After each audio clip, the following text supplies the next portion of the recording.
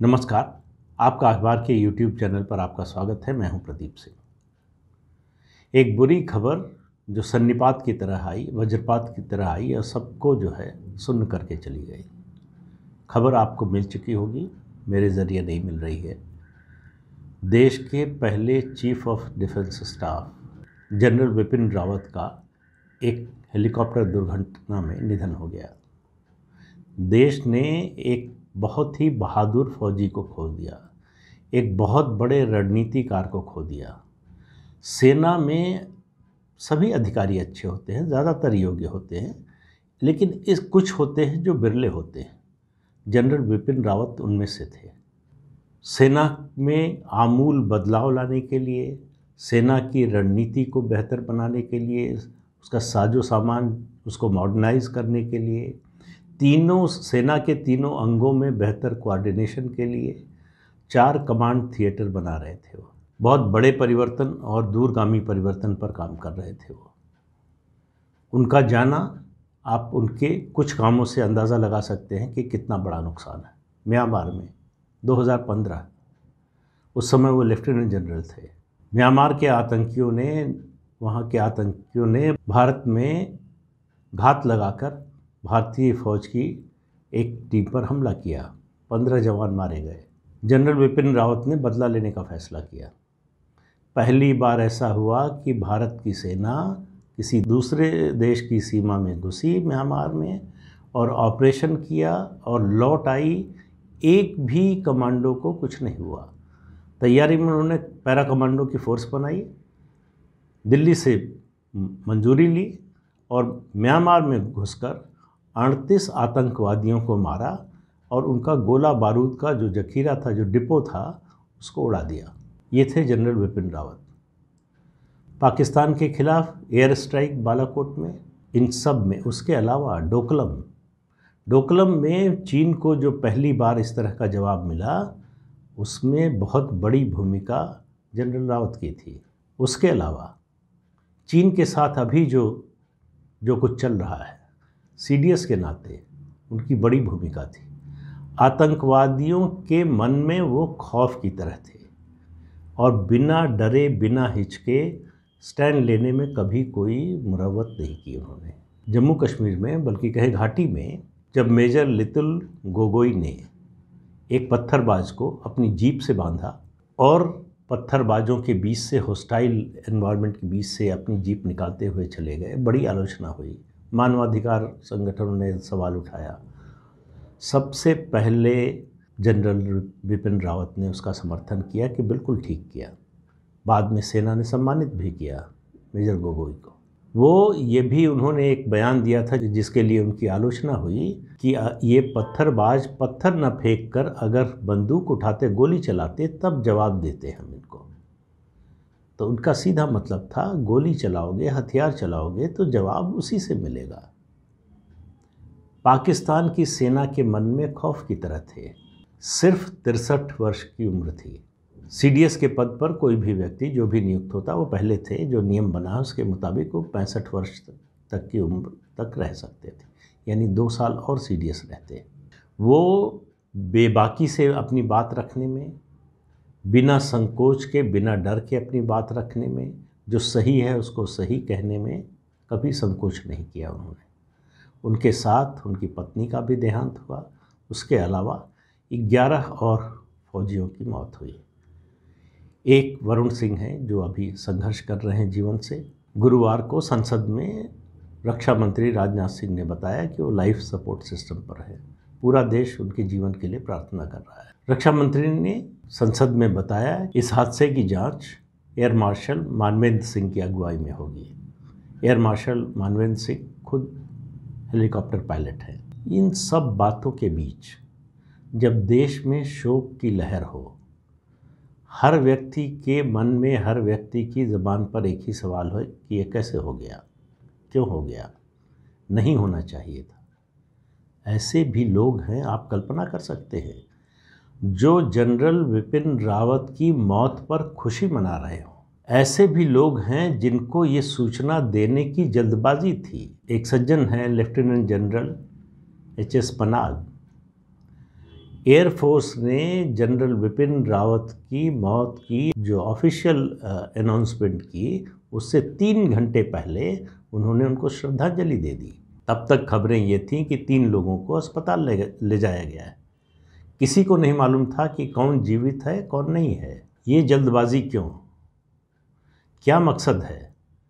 और इसको अगर आप जोड़ कर देखिए जनरल एच.एस. बनाग के दूसरे ट्वीट से, उसके अलावा उनके बयानों से, तो आपको समझ में आएगा। जनरल रावत उनके साथ काम कर चुके थे सेना में। एक कश्मीरी, उसने ट्वीट किया है कि एक पापी मर गया, हमारा डीएनए बदलने चला था, उसके शव की पहचान डीएनए से करानी पड़ी। इस तरह के ट्वीट और उनका समर्थन करने वाले कौन हैं ये लोग? ये देखिए बहुत गंभीर बात है, हमको आपको समझने की ज़रूरत है। और मैं कहूँगा डॉक्टर आनंद रंगनाथन ने एक ट्वीट किया है, उन्होंने बहुत सही बात कही, मैं उसका समर्थन करता हूँ। उन्होंने कहा इनका विरोध मत कीजिए, इनको रोकने की कोशिश मत कीजिए, इनको बोलने दीजिए, पता तो चले कौन हैं, कितने लोग हैं। अभी जो नहीं बोल रहे हैं, बोलना चाहते हैं, उनको बोलने दीजिए, मौका दीजिए। पहचान होनी चाहिए कि देश के दुश्मन कौन हैं। ये लोग देश के असली दुश्मन हैं, जो सीमा पार खड़े हैं, उनके बारे में हमको आपको पता है। उनसे निपटने में हमारी सेना सक्षम है। हमारी सेना के तीनों अंग जो है उनको जवाब देने में सक्षम है, और जब भी मौका आया है जवाब भी दिया है। लेकिन ये जो घर के अंदर दुश्मन बैठे हैं, जो दोस्त की शक्ल में बैठे हैं, जिनकी पहचान करना मुश्किल होता है, उनकी पहचान अगर उजागर हो रही है, अगर वो सामने आ रहे हैं, तो उनको आने दीजिए। और ऐसे लोगों के खिलाफ क्या कार्रवाई हो, ये इस देश के कानून को, संविधान को, अदालत को सोचना चाहिए। अदालत छोटी छोटी बातों का अक्सर स्वतः संज्ञान लेती है। ऐसे मुद्दों का स्वतः संज्ञान क्यों नहीं लिया जाना चाहिए? मैंने कभी किसी अदालत या किसी जज के बारे में कोई टिप्पणी नहीं की। कभी ये नहीं कहा कि उनकी मंशा ऐसी थी या वैसी थी या ये चाहते थे। लेकिन इस देश के करोड़ों लोगों के मन में ये सवाल है कि अदालतें निष्पक्ष ढंग से काम नहीं करती। किसी एक मामले में, किसी एक पक्ष, किसी एक विचारधारा के प्रति उनकी सिंपैथी ज़्यादा होती है। ऐसा क्यों है? और ये बार बार होता है। ऐसा क्यों है कि देश के विरोध में काम करने वालों के खिलाफ जब कार्रवाई की बात आए, तब मानवाधिकार का मुद्दा आ जाता है, तब निजी स्वतंत्रता का मुद्दा आ जाता है, तब अभिव्यक्ति की आज़ादी का मुद्दा आ जाता है। और मैंने तो 2 ही उदाहरण दिए, सैकड़ों हज़ारों उदाहरण आपको सोशल मीडिया पर मिल जाएंगे ऐसे। और उनको भी पहचानिए जो ऐसा ट्वीट करने वाले, ऐसे बयान देने वालों के समर्थन में खड़े हैं, उनके बचाव में हैं, तर्क दे रहे हैं, दरअसल कुतर्क कर रहे हैं कि उन्होंने कुछ गलत नहीं किया। ऐसे लोगों के खिलाफ सख्त से सख्त, आखिर ये देशद्रोह का कानून किस दिन के लिए है, किसके लिए है? आखिर देशद्रोह के कानून के तहत ऐसे लोगों के खिलाफ कार्रवाई क्यों नहीं हो सकती है? अगर नहीं हो सकती है, कानून में कोई खामी है, तो कानून क्यों नहीं बदला जा रहा है? देखिए, घर के छुपे जो दुश्मन होते हैं, भेदिए होते हैं, वो सबसे ज़्यादा खतरनाक होते हैं। वो घर को अंदर से खोखला कर देते हैं। बाहर के दुश्मन को ताकत जुटाने की ज़रूरत नहीं होती है। खोखला करते हुए एक दिन अपने आप सब भरभरा कर गिर जाएगा। ये सचमुच दीमक है। ये घर को आपको पता ही नहीं चलेगा कि कब सफ़ा चट कर गए। जब गिरेगा तब मालूम होगा कि गिर गया।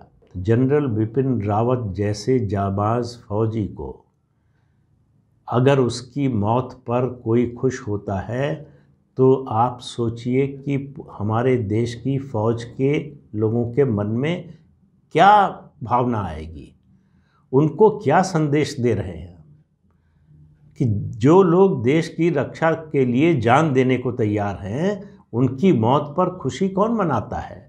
भारत की हार पर खुशी कौन मनाता है? ऐसे लोगों की पहचान क्यों नहीं होनी चाहिए?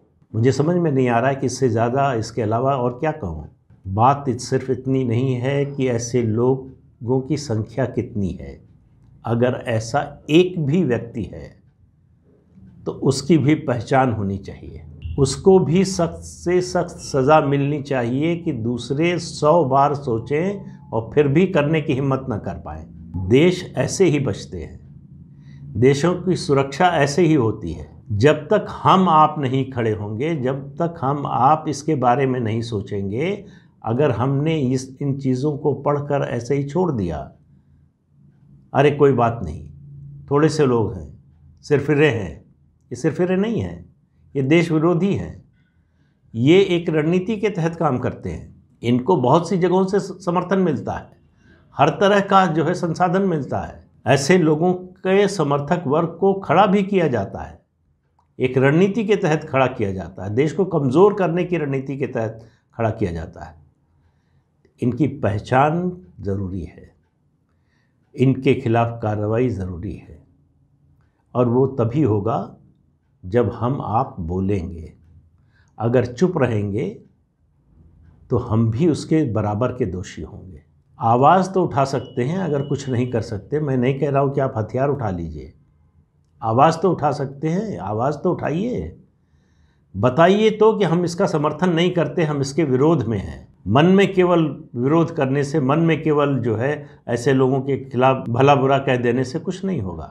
ये बहुत गंभीर समस्या है, ये देश की एकता अखंडता के लिए खतरा है, राष्ट्र की संप्रभुता के लिए खतरा है। इस खतरे को पहचानिए, जागिए। ऐसे लोगों की पहचान करना, उनके खिलाफ आवाज़ उठाना, उनके खिलाफ कार्रवाई के लिए चाहे सरकार हो, पुलिस हो, अदालत हो, उसको मजबूर करना, मुझे लगता है कि इससे बड़ी श्रद्धांजलि जनरल विपिन रावत और उनके साथियों के लिए नहीं होगी। तो मैं पूरे देश के साथ, आप सबके साथ, जो मेरे साथ रोज़ जुड़ते हैं, उन सब के साथ जनरल विपिन रावत और उनके साथियों को श्रद्धांजलि देता हूँ। आज के अंक में इतना ही, अगले अंक में फिर मिलेंगे किसी नए मुद्दे के साथ। तब तक के लिए इजाज़त दीजिए, नमस्कार।